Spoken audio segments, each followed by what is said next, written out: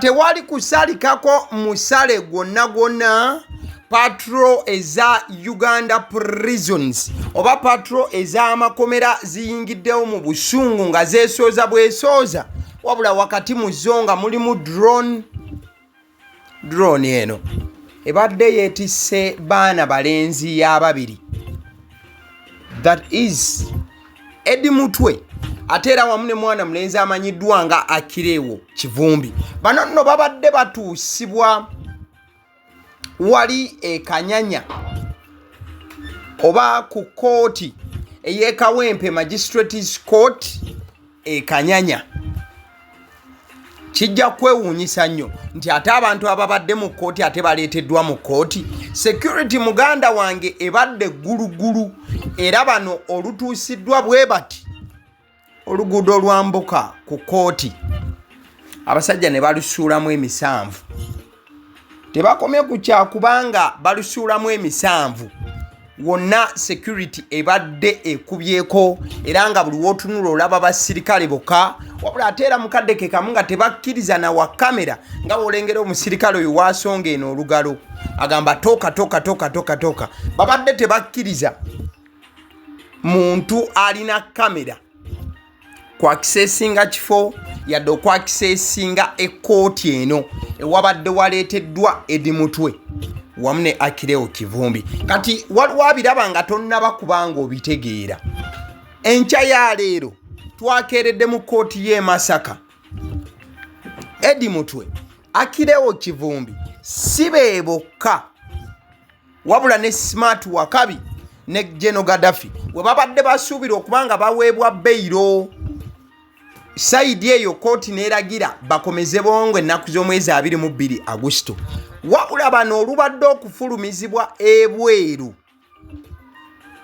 nga bagenda okutwalibwa mu mmotoka y'amakomera baddizibweyo, drone gy'olaba ku screen ezze n'ebavuba n'ebaddusa kipayopayo.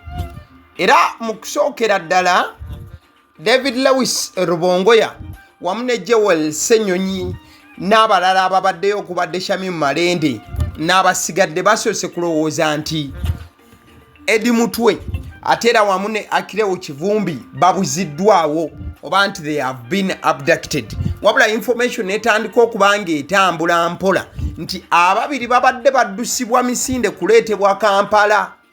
Ojja kujjukira nti ebbanga lyonna bano babadde baasibwa mu kkomera e Masaka. Era Masaka eyo gye babadde bawera ennemba n'emisango. Era ne kooti gye bakeddemu y'e Masaka.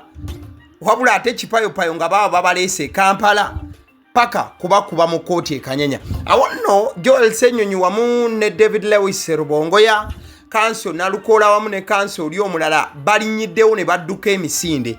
Olwo nga Shami Malende yabakulembedde dda misinde paka okujja nga bawondera Eddy Mutwe wamu ne Achileo Kivumbi basobole okulaba baana balenzi bano babadde baleeteddwa wa era kiki ekituufu ekibadde kiddirira. Munange ababiri olubatuusizza babasimbye maaso ga mulamuzi. Era nga ne wenkoledde eggulire lino nga court session eri mu kwesaza bwesaza obanga essaawa zino basimbiddwa maaso g'omulamuzi. Shami Malende wamu ne balawyers abalala bali mu kukola bukubirire okulaba nti baana balenzi ate tebasibwa saidi eno ez'e Kampala.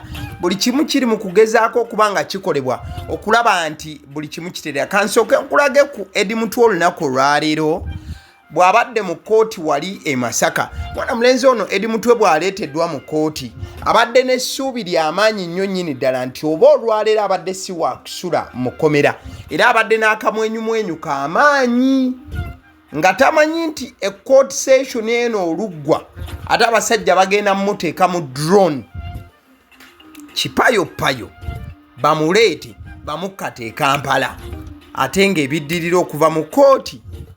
Sokolabe mwana mulenzi Eddy Mutwe ng'ali very hopeful ng'alina ka smile ate era ng'asuubira ebintu okuba nga bitereera. Wano abadde mu kooti e Masaka ka video kenkuddizaako ate male komyewo wano e Kanyanya wetuli kati.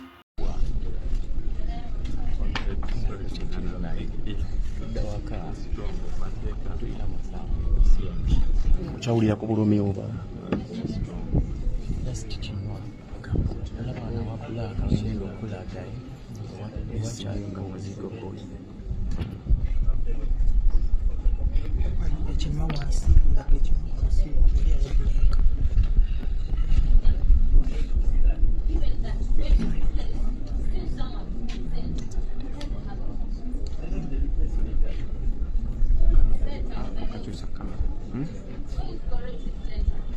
komewo e Kampala mukwano gwange. Eddy Mutwe wamu ne Achileo Kivumbi we baleeteddwa e Kawempe Magistrates Court emisango egibateereddwako mukwano gwange. Ate emisango minene nnyo era ng'ebyabwe mukwano gwange si birungi n'akamu.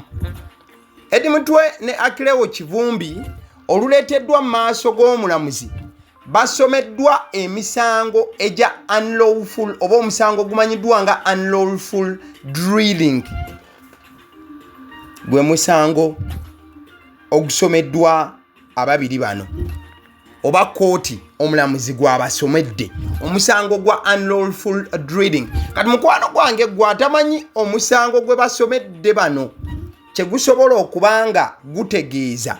Omusango gwe basomedde Eddy Mutwe ne Achileo Kivumbi wali e Kanyanya Kawempe Magistrates Court kitegeezebwa nti Eddy Mutwe wamu ne Achileo Kivumbi benyigira mu kukola ky'oyinza okuyita drills ez'ekinnamagye oba tugambe okukola ebikolwa eby'abamagye nti mukyaka ebintu ebya designing bwa nti birina kukolebwa bantu bali mu security. Gwe musango omulala ogubasomeddwa wali e Kawempe. Era nga kyenyinza okutegeeza mukwano gwange amawulire agavudde Kawempe Magistrates Court si malungi n'akamu. Eddy Mutwe ne Achileo Kivumbi empingu zizzeemu okubanga zibateerebwako again. Mukama Katonda ekisinza okubanga kyewuunyisa ku byonna ebibaddewo kyekyokuba nti mwana mulenzi Eddy Mutwe wamu ne munne Achileo bayingiziddwa kooti nga tuli mu ssaawa 12 ez'akawungeezi. Emisango ne gisomwa ne gibateebwako era mukadde ke kamu abawaabi ba gavumenti ne bagamba nti bajja kusobola kubanga ennaku z'omwezi 8 Sebutemba ze bajja okusobola okubanga bakomawo mu kooti.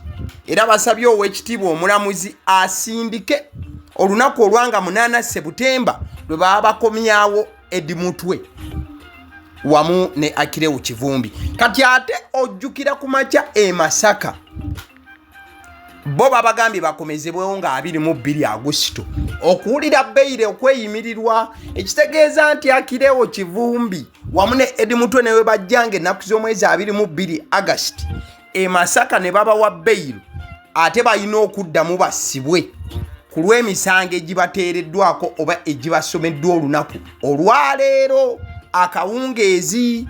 Omusango gw'okukola dduyiro eyeefaananyirizaako w'amamagye mu bumenyi bw'amateeka oba ogufuna bulungi gye guvuga gudda. In fact olunaku olwaleero David Lewis Rubongoya ssaabawandiisi w'ekibiina ki National Unity Platform yagambye nti olunaku olwaleero abasajja bazzenga abali mu lukwe nti newe banditadde Eddy Mutwe wamu ne Achileo Kivumbi era abasajja babadde ebweru babalinze baddemu babakwate. Ebyo biwandikiddwa David Lewis Rubongoya ku mukutu gwe waliyo omugatta bantu. So njagala okutegeeza nti Eddy Mutwe wamu ne Achileo Kivumbi bateereddwako emisango emipya wali ku Kawempe Magistrates Court e Kanyanya. Era mukwano gwange bateereddwako obunyogoga baddiziddwayo mu nkome. Bites bagamba nti bakolera cake ennungi. Alson Painters yujibo basizi balangi agaliwo ate gwe mkutu ogukwa information like nga video eno. Thank you so much. Webale nnyo.